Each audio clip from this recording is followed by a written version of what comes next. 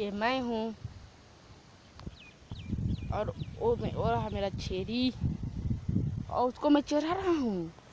चुराई हो रही है, चुराई हो रही है, चुराई हो रही है। ए संगवारी हो जय जोहार। अभी मैं ना पहुँचे हाँ चनाट में और एक वीडियो वायरल होता है। आप मन तो देखे छो 6 मिलियन पहुँच चुके हवे, जो कि एक छेरी चराने वाले भाई की है, जो कि चराई हो रही है, चराई हो रही है, ऐसे टाइप के वो डायलॉग हरावे।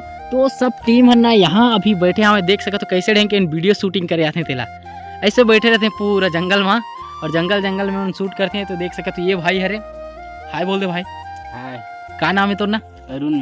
अरुण मलिक। तो ये भाई के वीडियो अभी वायरल होए हवे, तो इनकर वीडियो ला भी यूट्यूब में डालबो संगवारी हो। और एक बाद ना एक और वीडियो भी आने वाला है, तेला भी अच्छा से देखियो, अहुला देखो, पूरा देखो।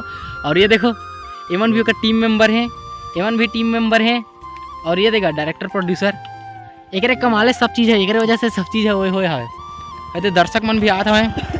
तो देख सका तो यह ना चनाट के जो सबसे बड़े बांध हरे और यहाँ बहुत ज़्यादा पानी रहते हैं, बहुत बड़े मछली भी रहते हैं। ऐसे करके सुने हाँ, बाकी कबू देखे नहीं हैं, एमन का कबू खवाच नहीं है।